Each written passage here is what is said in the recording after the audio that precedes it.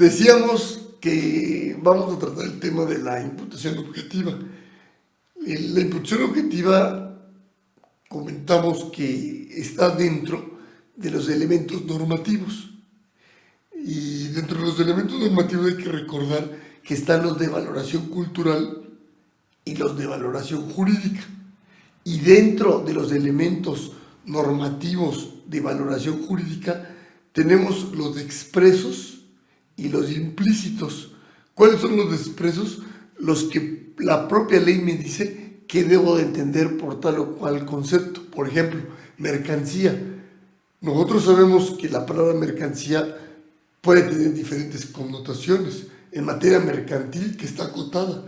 Pero, ¿qué creen? En materia aduanera del contrabando, no tiene esos límites. Prácticamente cualquier producto, bien, entra todo en el concepto de mercancía.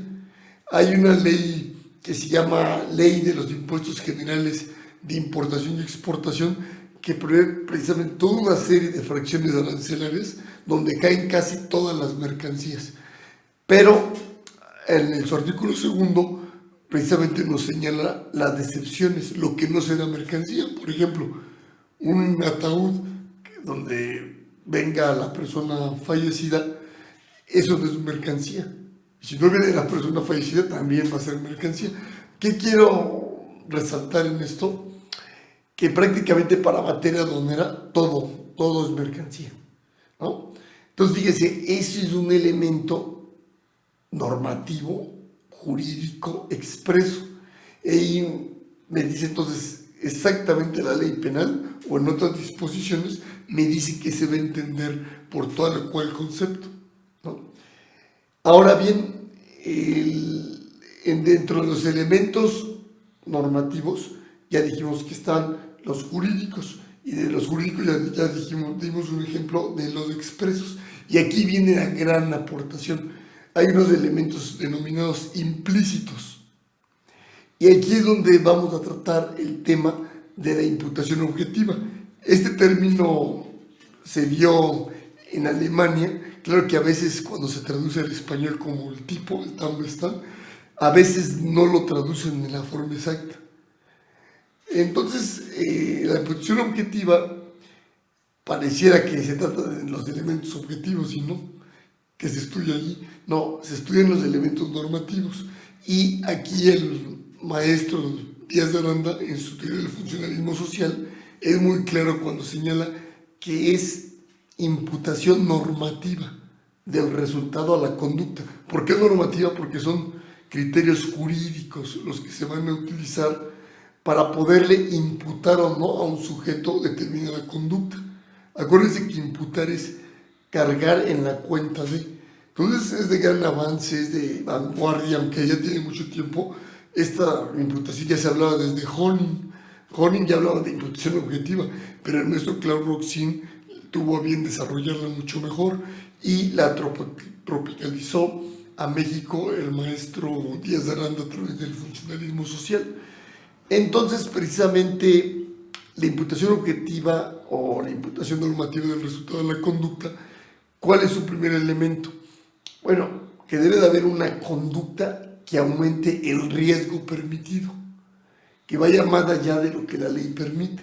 Pero no basta con eso, sino que ese riesgo, ese aumento de riesgo, debe de concretizarse en un resultado. Por eso decíamos que es propicia esta teoría para los delitos de resultado material. Debe concretizarse en un resultado, y ese resultado debe de estar dentro del ámbito de prohibición de la norma. Fíjese qué interesante. Y un ejemplo que nos dará mejor luz. En el delito de contrabando, de equiparar el contrabando previsto en el artículo 105, en su último párrafo, viene un delito consistente en que el sujeto que salga del país con dinero, llámese en cheque, en documentos, lo que ustedes consideren, cuyo valor sea mayor a $30,000 y no lo declare ante la aduana, va a estar cometiendo ese delito de equiparable al contrabando. De hecho, hubo un asunto donde un arquitecto recibió $40,000 para hacer una plaza como adelanto, ¿no? Y fue a Caléxico, precisamente a comprar unas víveres, medicinas, y se mete el cheque a su camisa, activa el mecanismo de selección automatizado y resulta que le toca verde, pues se va, llega a Caléxico, hace sus compras, de regreso, cuando activa a través del mecanismo de selección automatizado, le toca rojo, lo revisan y él, confiado, le descubren que trae un cheque superior a los $30,000 sin declarar. Le inician en aquel entonces, porque era del anterior sistema, le inician la averiguación previa, le dictan el auto de formal prisión de entonces, sentencia, ¿y qué creen? Pues en la apelación le confirman. Pero afortunadamente, cuando se va al juicio de amparo, le toca a un magistrado con tendencias garantes, ¿no? Donde se da cuenta que efectivamente, ¿cuál era el sentido de prohibición de la norma? ¿No? Porque ese artículo fue creado por convenios y por acuerdos derivados de la GAFI, ¿no? Del acuerdo de GAFI. Entonces se dan cuenta que ese cheque no podía ser cobrado fuera del país, ¿no? Algunos otros dicen, no, pero también para el control de las divisas de salida y entrada. Lo cierto es que es para evitar el lavado de dinero.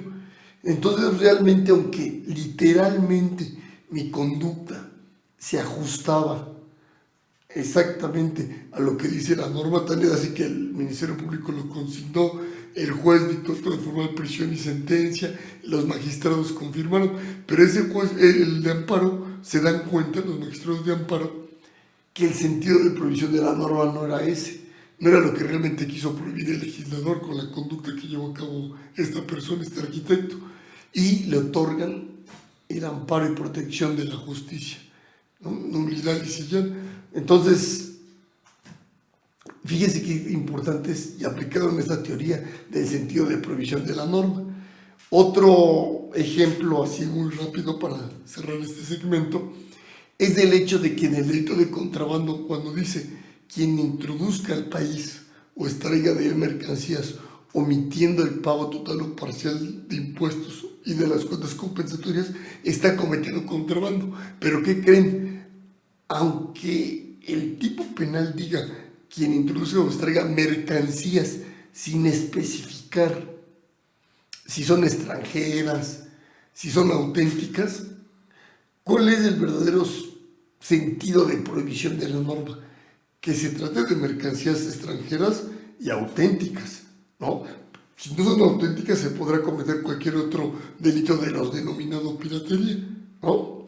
Pero no va a ser contrabando, porque antes quien estaba en la práctica se puede dar cuenta que infinidad de casos llegaban a sentencia en el caso de que fueran este tipo de mercancías, ¿no? Hasta que se empezaron a dar cuenta, y a través de los amparos y criterios de la Corte, que aunque el tipo penal no diga mercancía extranjera o auténtica, es lo que realmente quiso prohibir, la introducción al país de mercancía extranjera y auténtica, ¿no? Entonces, si la mercancía no es extranjera, no será contrabando.